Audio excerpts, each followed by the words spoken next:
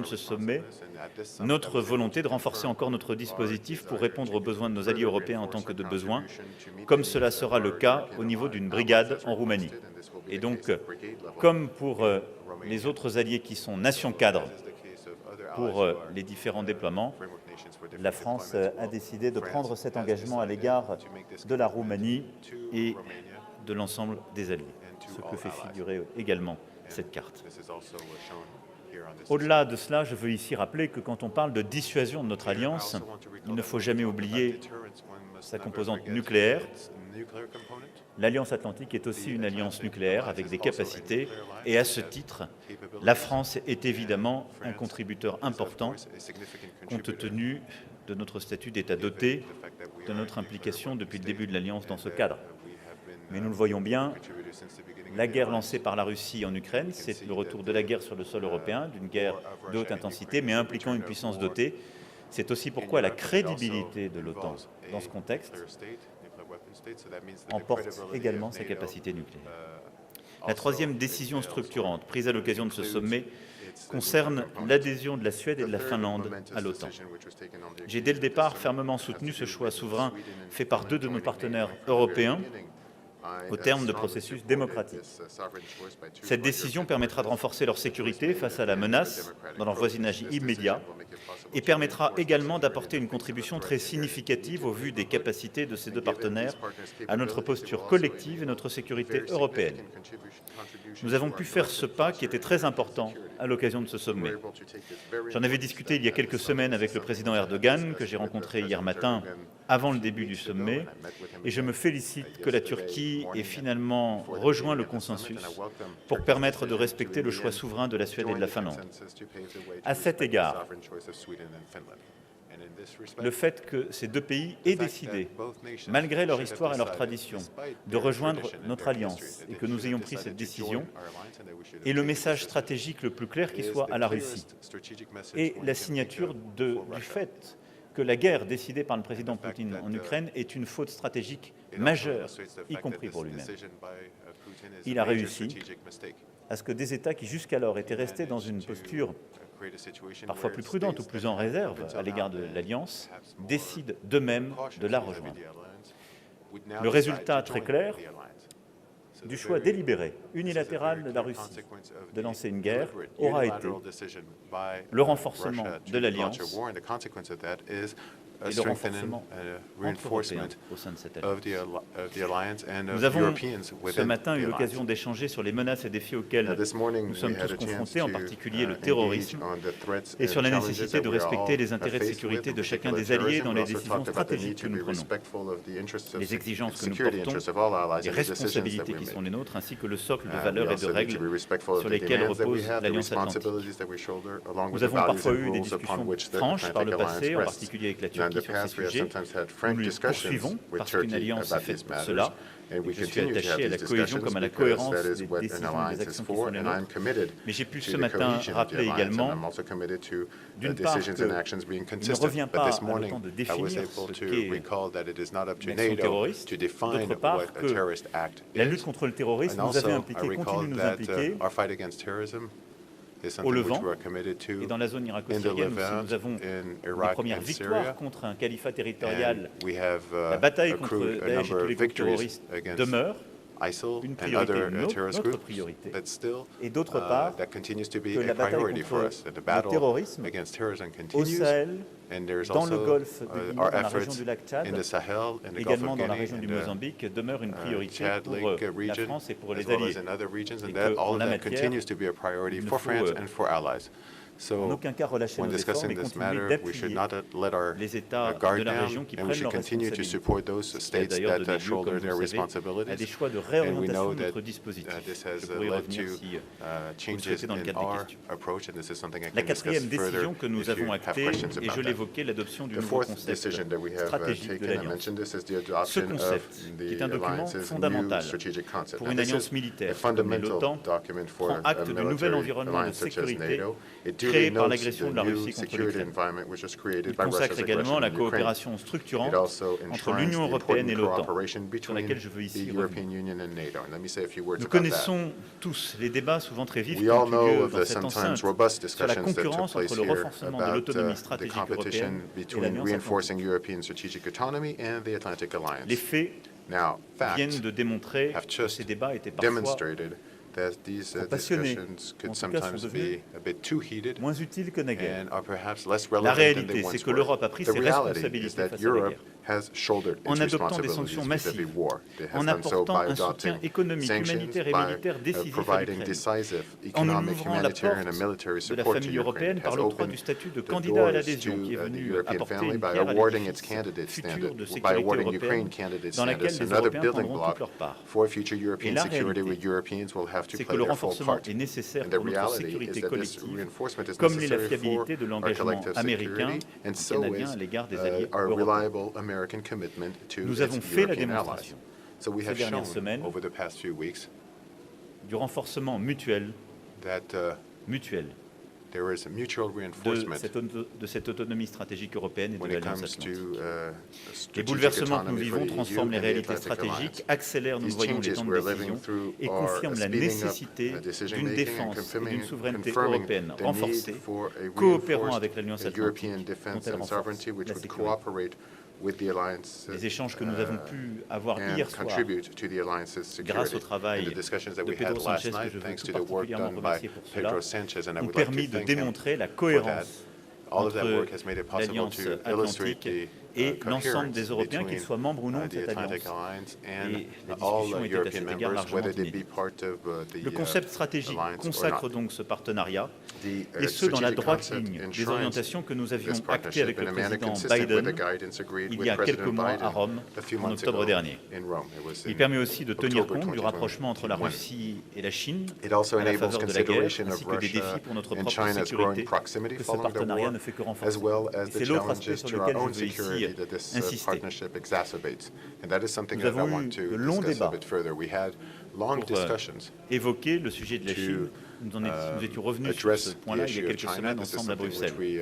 La position de la France sur ce sujet, de même que celle de ses principaux partenaires et alliés, est très claire. L'OTAN n'est pas une alliance contre la Chine.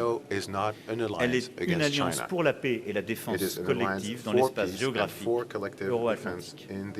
Mais il nous faut tenir compte d'une part des défis systémiques que pose la montée en puissance de la Chine dans cet espace, et d'autre part de la contestation de l'ordre international que le partenariat entre la Chine et la Russie vise.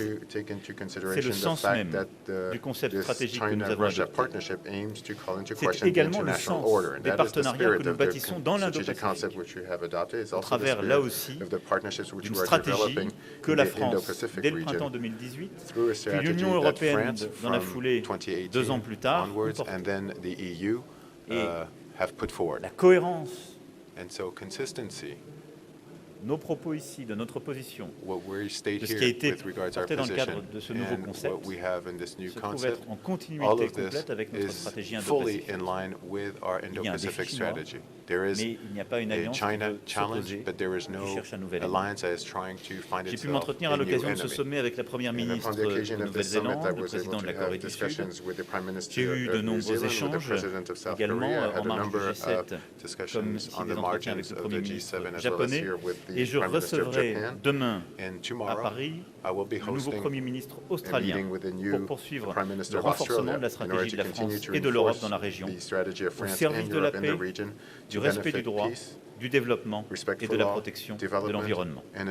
Voilà les quelques décisions principales sur lesquelles je souhaitais revenir, qui ont pu être prises à l'occasion de ce sommet et qui engagent l'avenir sur le long terme. Il y aura derrière un très gros travail de mise en œuvre. Mais nos alliés et nos partenaires savent pouvoir compter sur la France face aux menaces. Nous sommes là. Notre effort de défense nationale est reconnu et respecté. Nous n'avons pas attendu le retour de la guerre pour le mener. Ce sont les choix que j'avais pris il y a 5 ans et que nous avons tenus avec précision et constance durant les années passées, que nous allons continuer de mener. Les actions, les initiatives que nous portons à l'échelle européenne comme internationale sont les seules voies efficaces pour préserver notre sécurité, limiter l'impact de la guerre sur nos économies et nos vies. Cet effort que nous menons pour soutenir l'Ukraine, pour qu'elle préserve sa souveraineté et son intégrité, pour que la Russie cesse cette guerre mortifère, est historique. To have Russia put an end to their deadly war effort. This is historic. It is one we need for ourselves because what is at stake is vital. We're talking about peace, respect for law, and democracy, which is what I started with. I would like to thank you for your attention, and I'm ready to take your questions. Microphone, please. Cédric Pietralonga du Monde.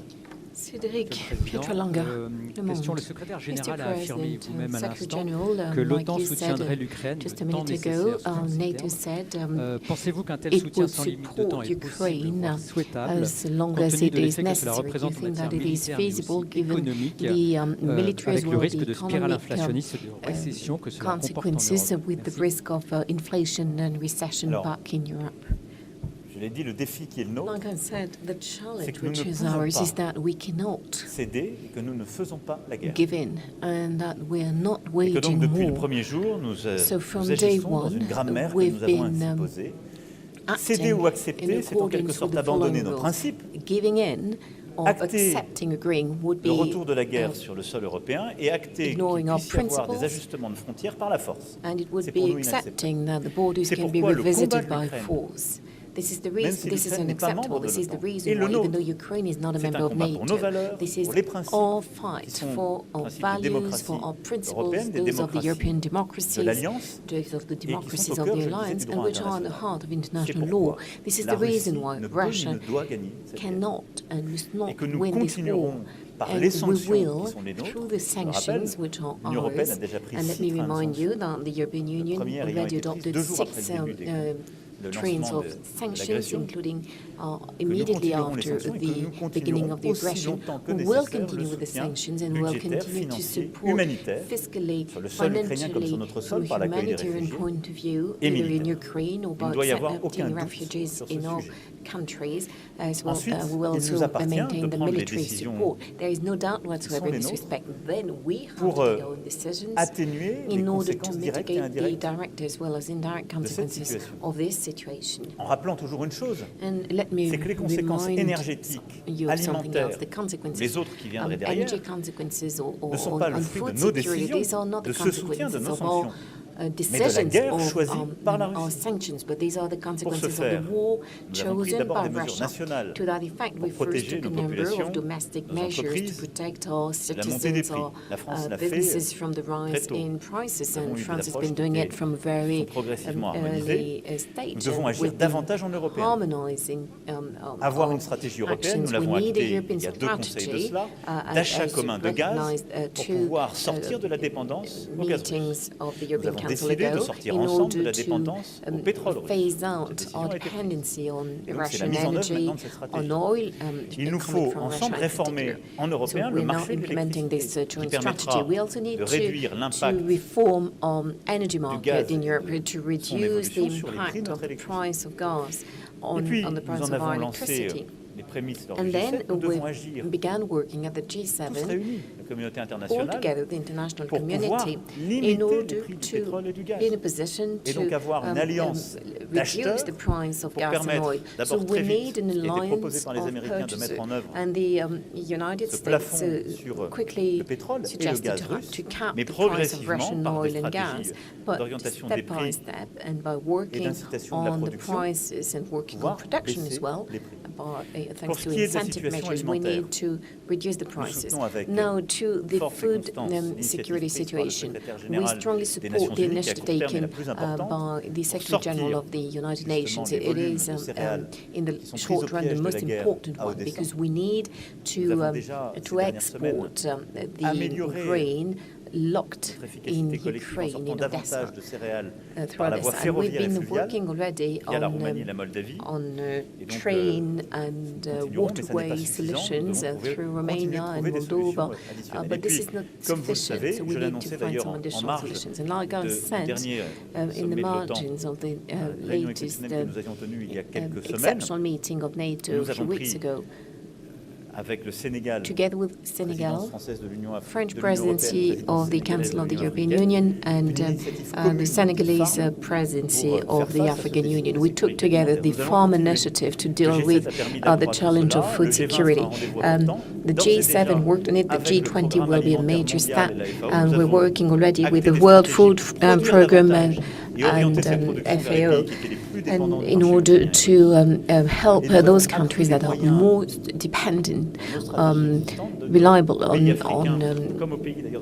Russian and Ukraine supplies, and we're also working with Caucasus as well, the Middle East, to increase production, and this is very coherent with what we were already doing. And in the very short run, there is something else we need to work upon. That is the issue of fertilizers, different kinds.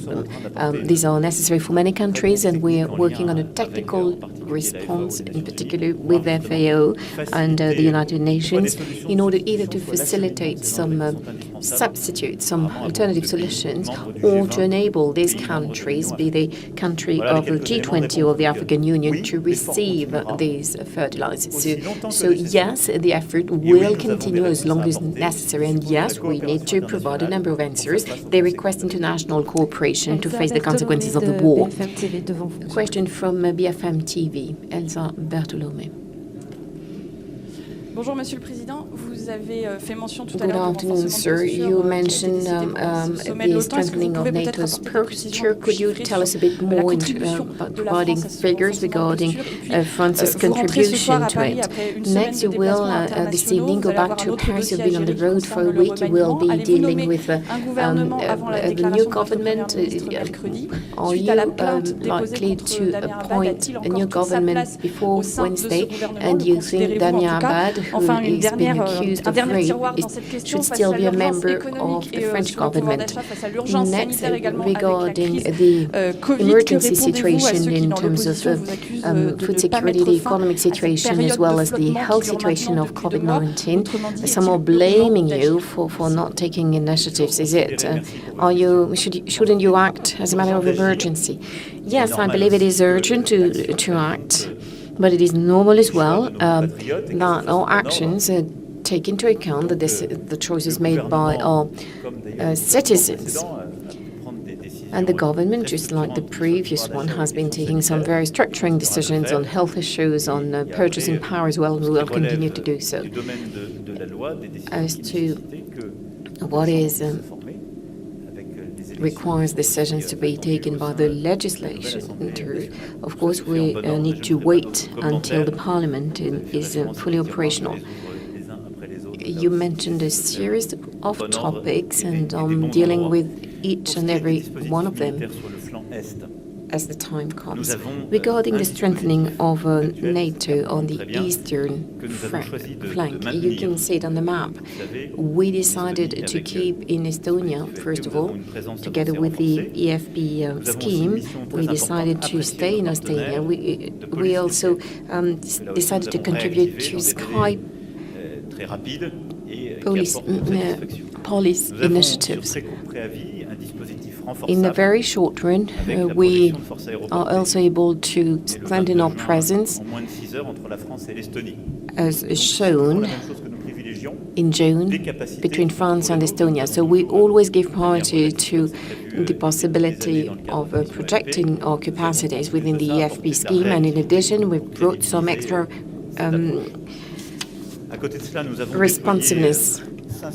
In addition to that, we deployed 500 servicemen as early as the end of February in Romania. And we first were there together with our Belgian allies. And I can hear behind me the Belgian Prime Minister, who is probably also paying tribute to this initiative. Now it is together with the Netherlands that we present in Romania as a framework nation with a major presence with ground-to-air systems, which we've been deploying in the context of this operation. And together with our Romanian partners, we're also working on building some training facilities. Like I said, to that scheme is being added, in accordance with the request of the eastern countries, a strengthening of the eastern flank. And so France will be working on the possibility of strengthening the resources of the brigade presence then. So what we are working on is having the equivalent of a brigade in France, which can very quickly be sent to Romania as soon as there is an alert. Given the specificities, the operational as well specificities of France, and given the way our constitution operates, France is very much one of the countries with the highest level of responsiveness and can be very efficient as well. And on top of that, there is everything you can see on the map, which I already mentioned, such as our current implication. Nicolas Barotte from Le Figaro newspaper. Good afternoon. I have two questions about the Indo-Pacific region.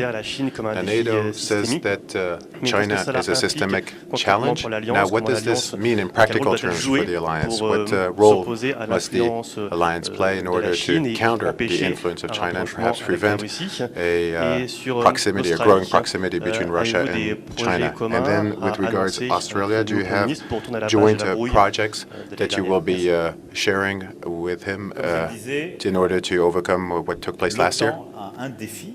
Well, as I said, NATO has a China challenge, and our starting point is to make sure that that we're not enabling or that there's no systematic and automatic proximity that is going to be growing between China and Russia. So that is the reason why, through the partnerships that we have built, and our partners were present yesterday at this summit, we have a very clear position vis-à-vis a strategy for that region. We want balance. I often quote a former Australian Prime Minister, Malcolm Turnbull, who said that there is freedom of sovereignty. What we want to have in the Indo-Pacific region, we want that for ourselves. And I would recall here that France is an Indo-Pacific power. We have 1 million compatriots in the region and 8,000 soldiers who are deployed there. So we have a role to play. We're talking about a region where we are present. Now, what we want to make sure is that we protect the liberty and our sovereignty. And so what we have in the Indo-Pacific region is something that needs to be respected by China. Our ability of freedom to move around, our technological independence, and our ability to have sovereignty on our soil, as is the case for our allies and partners, and that there will be no approach based on hegemony or destabilization. Now, tomorrow I'll be meeting with the Prime Minister Albanese, and we were able to have a discussion on the margins of this summit and by phone, and we will be restarting our discussions. We have a Prime Minister whose agenda is much more in line with that of France. He is fully in line with the logic I just described with regards to China. He has an approach to climate issues which is much closer to France's and Europe's than was the case for his predecessors. So there are areas for cooperation. And then it will be up to him to tell me how he sees things from a strategic standpoint, and we will need to relaunch a strategic, political, and perhaps defense dialogue. We will need to discuss capabilities, and this will be done on the basis of what we engage on tomorrow. But I am very optimistic and forward-looking because Australia is a great partner. And the situation that we ended up with was not a good one. And I say this at a time when France has led an initiative which was unprecedented within the UN and has made it possible to clarify our role in the region. My past mandate has seen 3 referendums, and so we had a process which had been designed, first of all, in 1988 and then 1998, and this made it possible to set up something which is unheard of in the UN system. 3 consecutive referendums which confirmed the choice made by people in New Caledonia. So we have this decision by our people in the Indo-Pacific. This is important for all of our territories. And there are a number of other territories I could mention also in the Antarctic, and these are also quite important. I shouldn't forget our friends from Wallis and Futuna, and they also want to live in that area and within the strategy. One last question, Julien Foutra from RTL. Good afternoon. I had a question about the budget of France's armed forces. At Eurosatory a few days ago, you talked about a change in the programming law. Are we talking about equipment? What is the extent of this shift? Can you tell us more about that? Well, thank you. First of all, thank you for allowing me to recall that we have tried to be methodical in our approach. So in 2017, I said that I wanted to take a step in this direction, and we carried out a strategic review, which led to a military programming law, which was duly voted and which is implemented over the 2019-2024 time period. Now, this took place at a time when war was not backed, and some were perhaps not very happy with the fact that France would take on an ambitious approach. Now, unfortunately, history proved us right. Now, this made it possible for France, first of all, to overcome inherited capability deficiencies that we had, and to have a military program law which made it possible to really address the issues of the men and women, the people who carry out these tasks, and look at their daily concerns, and really give back what we owe to these members of our armed forces. We did significant work regarding career paths, and we now have an attractive set of armed forces. And this is important because this is not necessarily the case everywhere in Europe. So this is an asset that France has. On top of that, we have launched a number of innovation projects and partnership projects. This was done in particular with Germany. We've also stepped up our effort within the context of an unprecedented European effort, the European Defense Fund. And in this context, the programming line, again, this is unheard of over the past 3 decades, was something which was fully executed each year. What I'm saying here is that everything that was forecast, planned, and then voted was then executed. And this is something which we will continue to do in the upcoming years, covered by this programming law. On top of that, we need to reassess the way the threat is developing and is changing. This is something which we have done on a continuous basis. We have learned from what took place in the Sahel. We are learning from what is taking place in Ukraine. Consequences with regards to our equipment, our engagements. We're seeing high-intensity warfare. We're also seeing how warfare is increasingly hybrid in nature. We're also seeing a sort of return to basics in some of these theaters. So all of this needs to be taken into account when we prepare a new programming law. So what we will do, and I've asked the Minister and Chief of Staff to look at this, is to be strategic in our approach so that we can reassess on the basis of what we're currently living through, look at our capabilities, our human requirements, look at our technological programs, look at our partnerships also, and based on that, suggest to me a new multi-year basis. So I'm not going to be making any declarations here, but all I'm saying is that we can't be the witnesses of a return to war in Europe and not draw any conclusions from this. I also want us to draw the lessons of the relations between our armed forces and our defense industry. We should probably be able to develop capabilities faster, have better approaches to standardization, and this doesn't apply just to France, it also applies to Europe. We've had, in the past, very long-term programs, projects, and this has been an asset for France. We've seen this recently with the results we've achieved in Greece, in Croatia, and the United Arab Emirates. But that being said, now, at a time when there is war, we need to be able to produce at a faster pace. This is significant reorganization which is needed at a European level. So that is the direction we're headed in. And as we formalize all of this, there will be decisions which will be taken, and there will be a new multi-year programming law. Well, thank you very much. That is the end of this press conference. Do you have time for one or two more? I see a couple of hands. So Marco from Stampa. Bonjour, Monsieur le Président. Marco Brasolini, journal italien La Stampa. Vous avez mentionné le Good afternoon, Mr. President. La Stampa, you mentioned terrorism here in Madrid. Turkey entered an agreement with Finland and Sweden, according to which, amongst other things, includes a request from the extradition of Turkish citizens accused of terrorism. So I would like to hear your views on this agreement. Next, I would like to know whether you talked with the Prime Minister of Spain, the head of the government, whether you talked about the potential extradition of those accused of terrorism in Italy. A few more questions.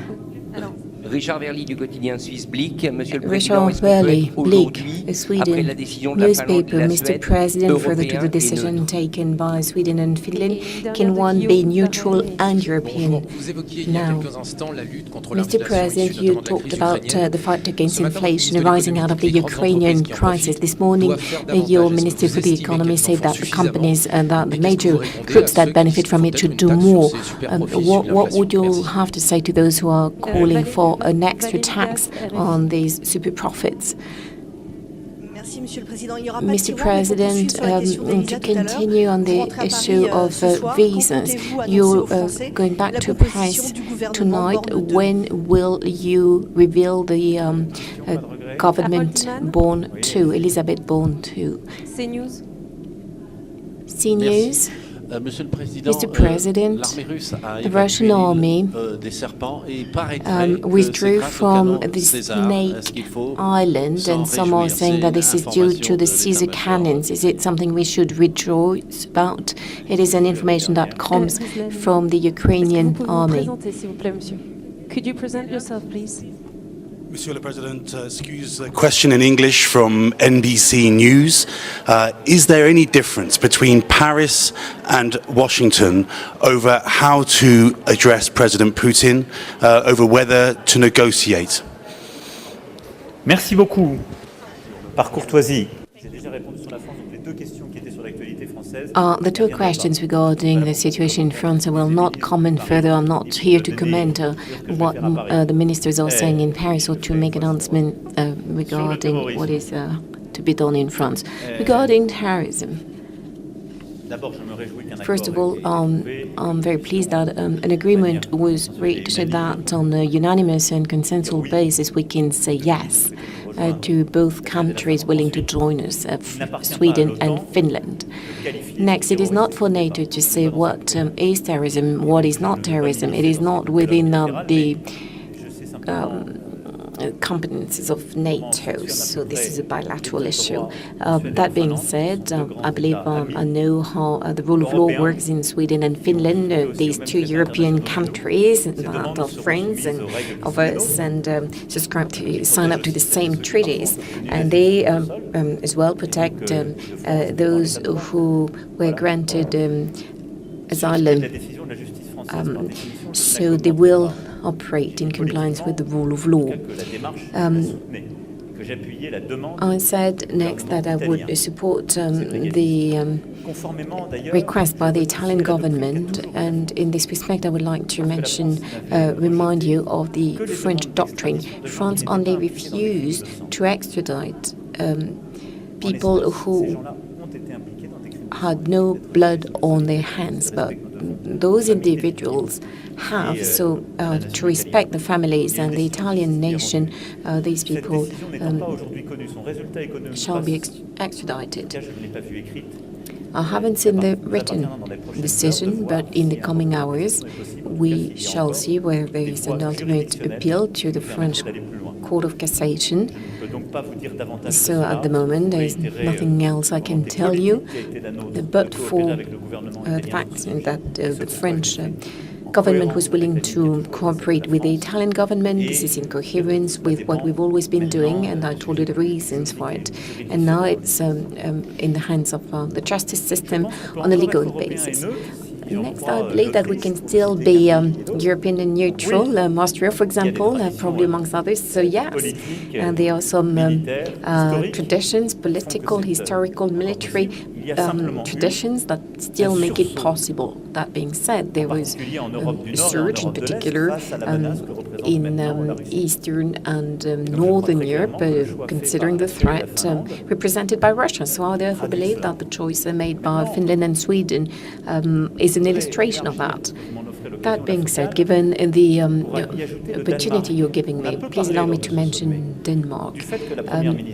It was hardly mentioned during this summit, the fact that the Prime Minister of Denmark was very brave when she turned to her citizens and submitted to a referendum the return of Denmark back to the defense and security policy of Europe. Denmark had an opt-out, and they walked away from it. So it means that there was something that very much fits into the picture. One ally decided over the past few weeks, with a very clear outcome, as a decision taken by the Danish people, more than 60% of yes, and they decided to join Defense Europe. So it means that NATO and Defense Europe very much work together and strengthen one another. Then, like I was saying, I know Mr. Verling, and I was using a proxy, but of course neutrality remains, and it is respectable. And it does not prevent the discussions we will continue to have in a friendly atmosphere with some of our neighbors. And I'm referring to Switzerland, of course. As to the next question, I take due note of what is being said by the Ukrainian army. What is clear is that the French support to the Ukrainian army is not just words. Their deeds as well, and we're deploying equipment on the ground, and we always do that together with some appropriate training and a fast deployment. 12 Caesar cannons, and there will be some additional equipment. All of that, I understand, is very much appreciated by the Ukrainian army, and they're being efficient. And it is, of course, for the Ukrainian army to comment. All I have to say is that we will continue to support Ukraine, and that we will be very quickly in the coming weeks delivering some 6 extra Caesar cannons, and we will keep training as well within the limits, operational limits that we set for ourselves. We will never be attacking the Russian soil, but we will support Ukraine.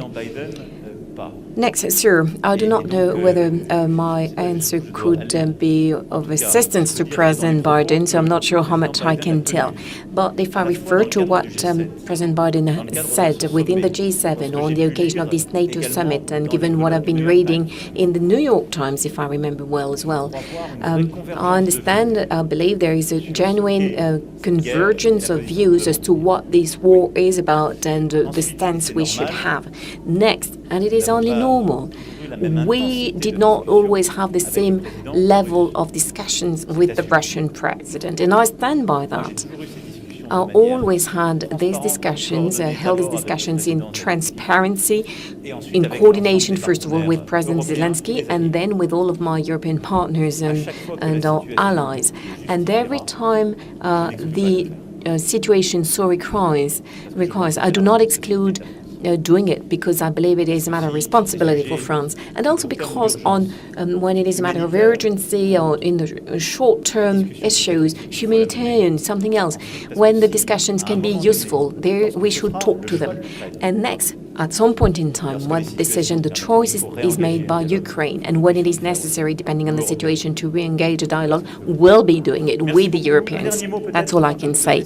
Maybe one very last word on something connected in the margins of this summit, and this is one of the very last initiatives taken by the French presidency of the European Council, we continue to talk to Bulgaria and Northern Macedonia with some progress, in particular on the European climate package, and the French presidency was able to conclude on some major development overnight, during the night between Tuesday and Wednesday. There was one last important thing on Bulgaria and Northern Macedonia. So the negotiations to open up the candidacy, well, we kept talking to the authorities in Bulgaria and Northern Macedonia over the very last hours, because like the European Council has said on the 23rd and 24th of June,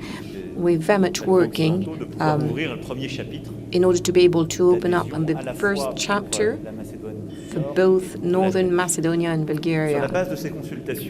On the basis of our discussions, I'm convinced that the compromise was found, and it matches the sensitivity of both parties. And I very much believe that this is both in the interest of Bulgaria and North Macedonia, and that this is acceptable to all. And I very much hope that in the coming days, both parties will confirm it.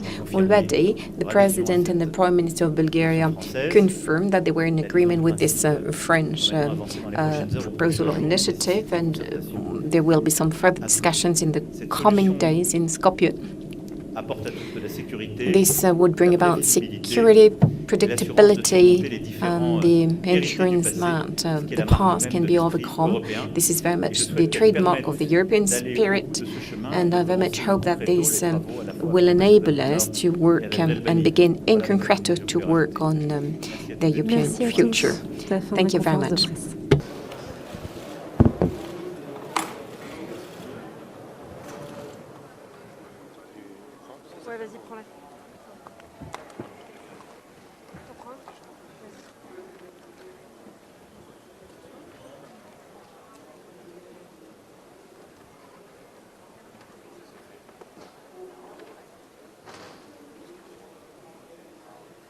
Voilà. Bon allez, bon courage pour la suite.